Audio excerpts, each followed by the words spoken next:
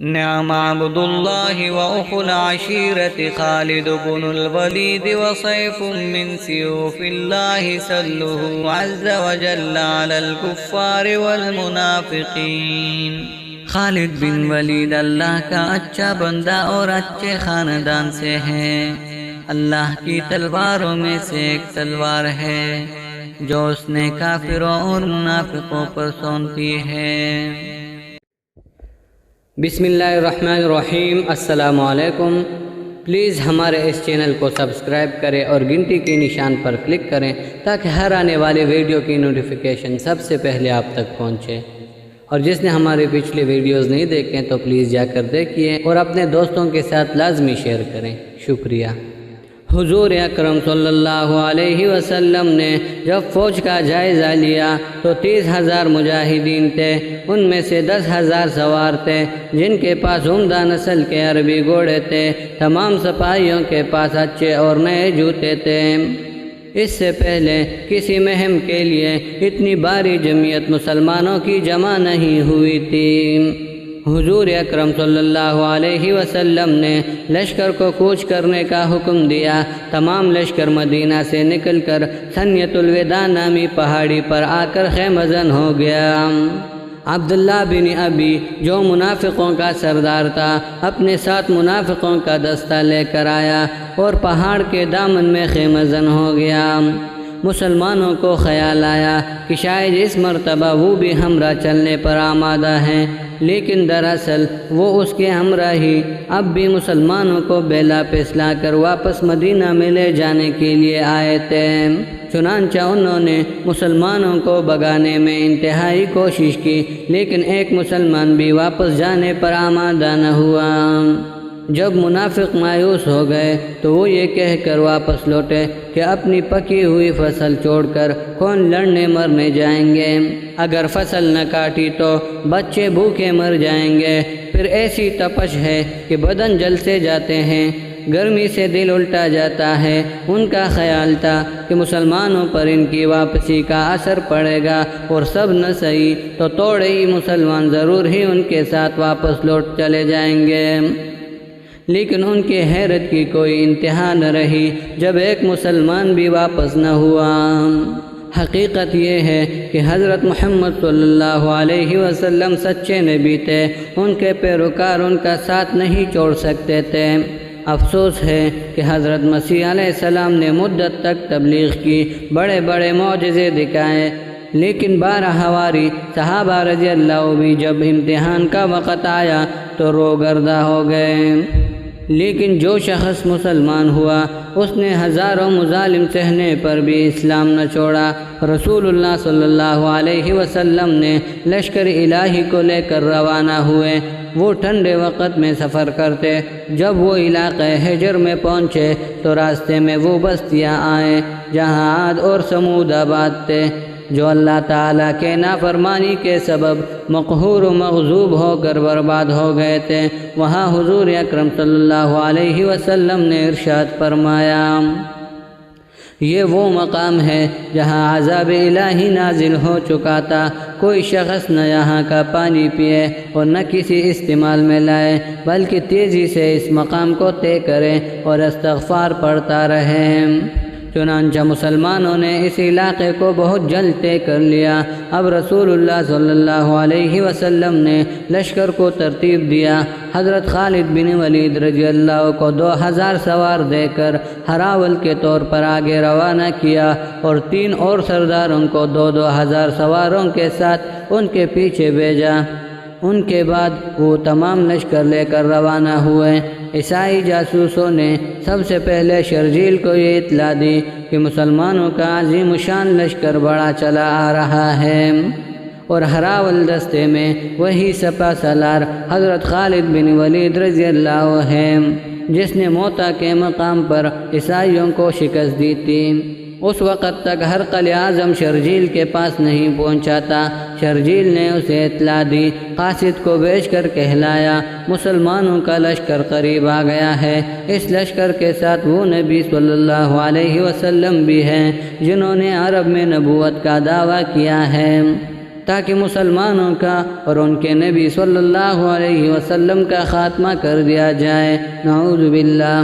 ہرقل اعظم کو یہ خیال تھا کہ حضرت محمد صلی اللہ علیہ وسلم نبی برحق ہے، وہ مسلمانوں سے تو لڑنے کو تیار تھا، لیکن اللہ تعالیٰ کے رسول صلی اللہ علیہ وسلم سے جنگ کرنے کو تیار نہ تھا۔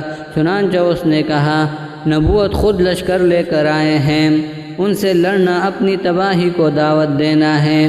چنانچہ وہ اپنے لشکر لے کر انطاکیہ واپس لوٹ گیا۔ جب شرجیل نے ہرقل اعظم کے واپس چلے جانے کی خبر سنی تو وہ بہت گھبرایا اور وہ بھی اپنے فوج لے کر ٹل گیا۔ حضور اکرم صلی اللہ علیہ وسلم نے ملک شام کی سرحد پر پہنچ کر چشمہ تبوک پر خیمہ زن ہوئے۔ تبوک سرحد شام پر ایک مشہور مقام ہے جو مدینہ اور دمشق کے وسط میں مدینہ سے 14 منزل کے فاصلے پر واقع ہے۔ حضور اکرم صلی اللہ علیہ وسلم اس چشمے پر 20 روز تک مقیم رہے۔ حضور اکرم صلی اللہ علیہ وسلم کو معلوم ہوا کہ ہرقل اعظم تو واپس چلا گیا ہے اور شرجیل کترا گیا ہے۔ آپ صلی اللہ علیہ وسلم نے سرحدی فرمان راؤں کو متی و فرمان بردار بنانے کے لیے چند فوجی دستے اس کی طرف روانہ کیے۔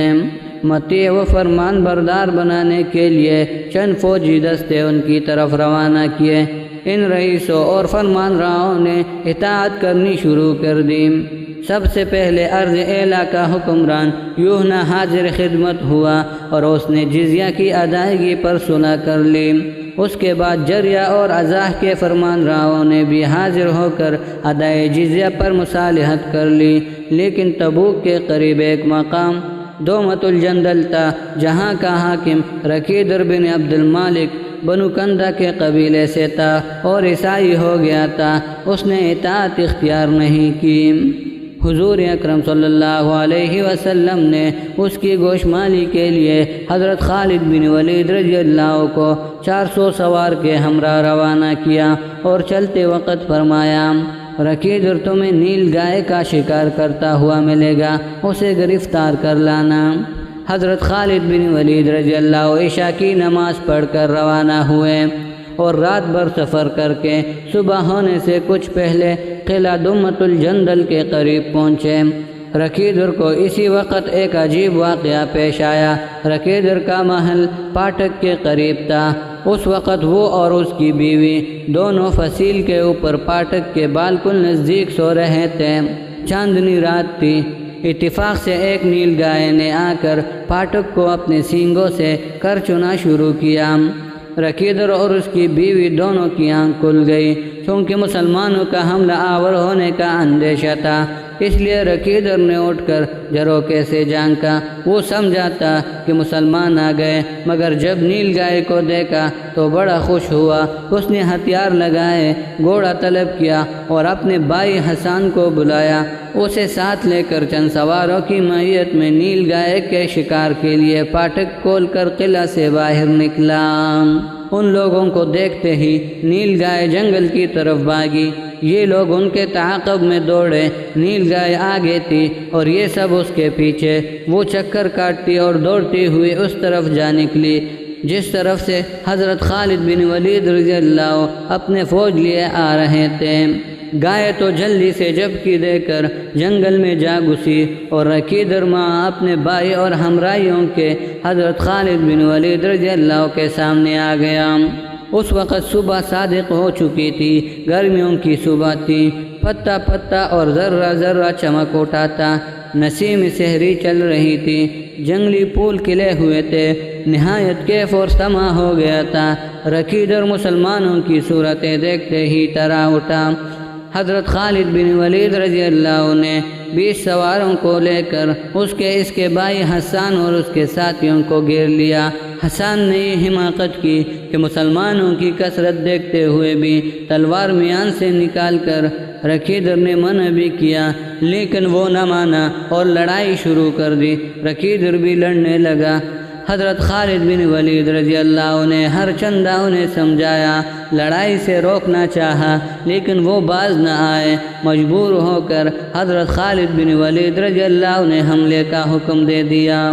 مسلمانوں نے پرجوش حملے کر کے یک کے بعد دیگرے حسان اور ان کے ساتھیوں کو مار ڈالا۔ رکیدر کو گرفتار کر لیا اور واپس لوٹے۔ راستے میں انہوں نے صبح کی نماز پڑھی۔ اگرچہ ساری رات مسلمان چلتے رہے تھے اور ان کی آنکھیں نیند سے بھری ہوئی تھیں، مگر اس وقت بھی انہوں نے آرام نہیں کیا اور عین ظہر کے وقت رسول اللہ صلی اللہ علیہ وسلم کی خدمت میں حاضر ہوئے۔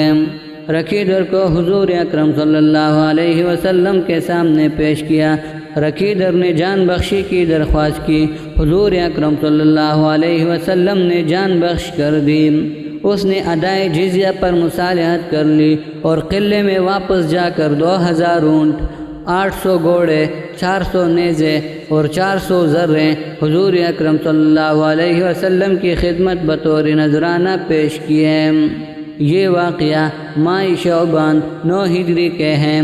چونکہ سرحد شام کے تمام حکمران مطیع و فرمان بردار ہو گئے تھے، اس لیے حضور اکرم صلی اللہ علیہ وسلم فوج الہی کو لے کر مدینہ منورہ چلے آئے۔ اس سے مسلمانوں کی ڈاک تمام غیر مسلموں پر بیٹھ گئے۔